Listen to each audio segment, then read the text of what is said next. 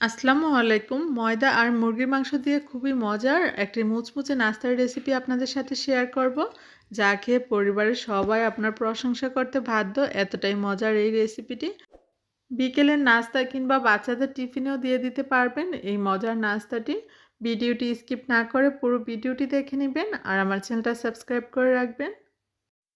নাস্তার পুর বানানোর জন্য প্রথমে আমি চুলায় প্যান বসিয়ে 2 টেবিল চামচ পরিমাণ রান্নার তেল দিয়ে দিলাম। তেল গরম হয়ে যাওয়ার পর দিয়ে দিলাম একটা তেজপাতা আর দিয়ে দেব 1 কাপ পরিমাণ পেঁয়াজ কুচি। পেঁয়াজটাকে একটু মোটা করে আমি কেটে নিয়েছি। এখন আমি 1 মিনিটের মতো নেড়েচেড়ে একটু সফট হয়ে যাওয়া পর্যন্ত অপেক্ষা করব। যখন পেঁয়াজগুলো একটু সফট হবে আর একটু কালার চলে আসবে, তখন এর মাঝে অ্যাড করে দিব হাফ কাপ পরিমাণ মটরশুঁটি। মটরশুঁটির পরিবর্তে আপনারা চাইলে বরবটি বা গাজরও ইউজ করতে পারেন। মটরশুঁটিগুলো আমি পেঁয়াজের সাথে আবারও কিছুক্ষণ নেড়েচেড়ে ভেজে নিব। মটরশুঁটি ভেজে নেওয়ার পর এর মাঝে অ্যাড করে দিব আদা রসুন বাটা হাফ চামচ পরিমাণ, আর এখানে কাঁচামরিচ কুচি দিয়ে দিলাম 1 চা চামচ পরিমাণ। এগুলোও আমি পেঁয়াজের সাথে একটু ভেজে নিব যেন আদা রসুনের কাঁচা গন্ধটা চলে যায়।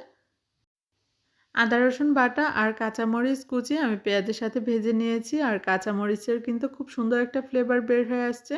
এর মাঝে দিয়ে দিব আমি 1 কাপ পরিমাণ সিদ্ধ করে রাখা চিকেনগুলো আমি আগে থেকে আদা রসুন বাটা, গোলমরিচের গুঁড়া আর পরিমাণ মতো লবণ দিয়ে আমি খুব ভালো করে সিদ্ধ করে তারপর হাড় থেকে মাংসটাকে ছাড়িয়ে নিয়েছি।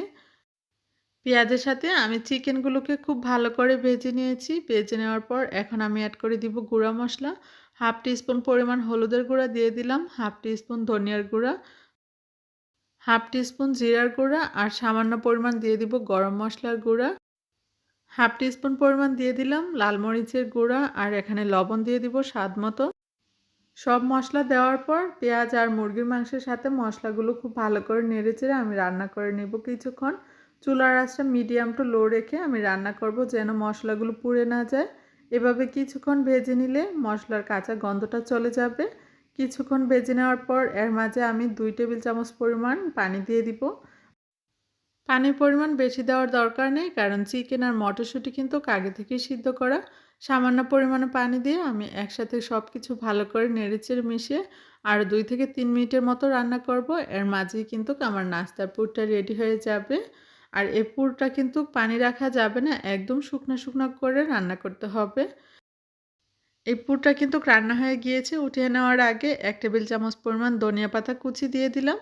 আবারও একটু নেড়েচেড়ে মিশিয়ে তারপর উঠিয়ে নেব। উঠিয়ে নেওয়ার আগে লবণ ঠিক আছে কিনা একবার চেক করে নেবেন।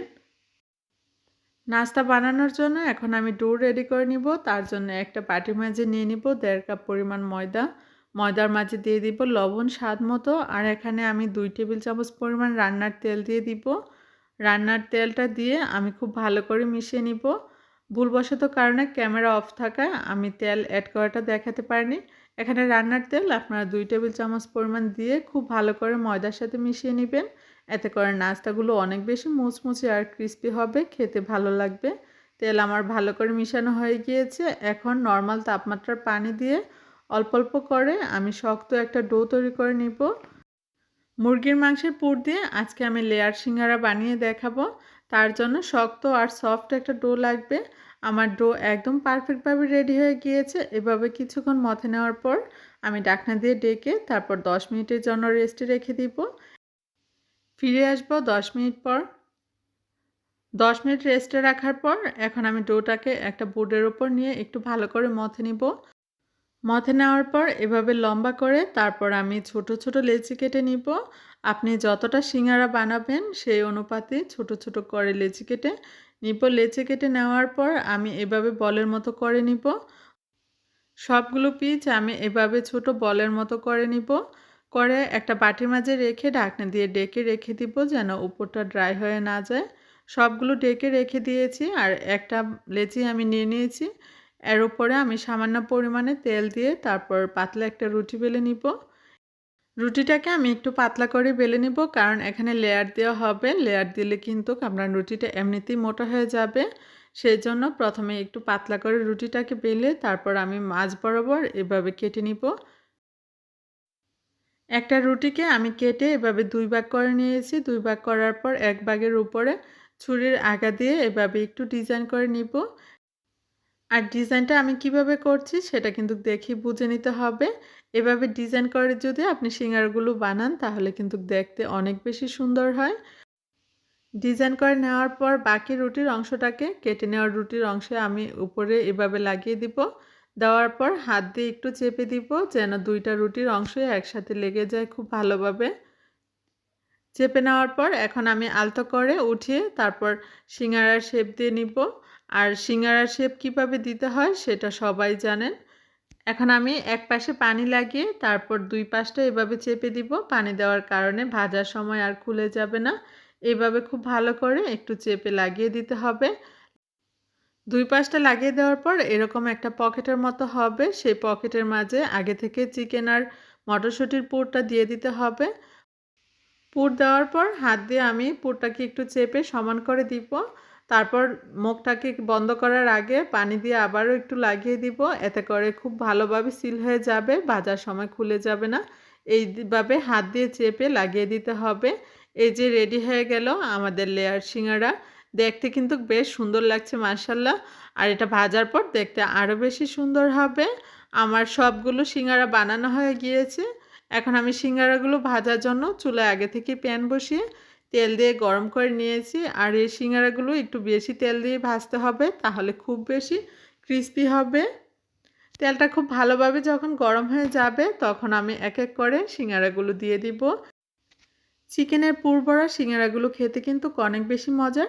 আপনারা এই সিঙ্গারাগুলো বেশি করে বানিয়ে ফ্রোজেন করে রাখতে পারেন। আমি এক পাশটা উল্টিয়ে দিয়েছিলাম। এখন চুলার আঁচটা মিডিয়াম টু হাই রেখে একটু সময় নিয়ে সিঙ্গারাগুলো ভেজে নিব।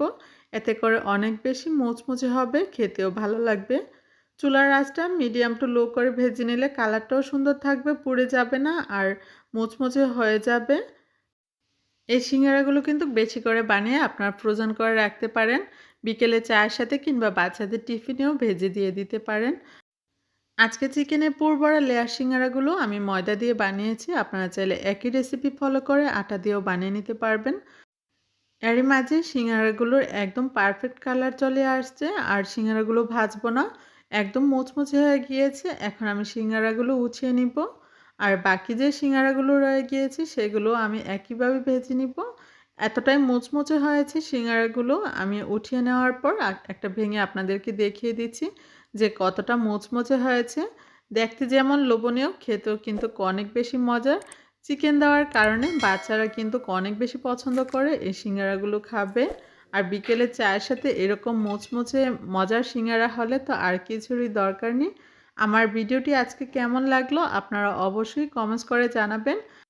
বাসায় বানিয়ে পরিবারের সবাইকে নিয়ে খুব মজা করে খাবেন। আবারও দেখা হবে নতুন কোনো রেসিপি নিয়ে। সবাই ভালো থাকবেন। আল্লাহ হাফেজ।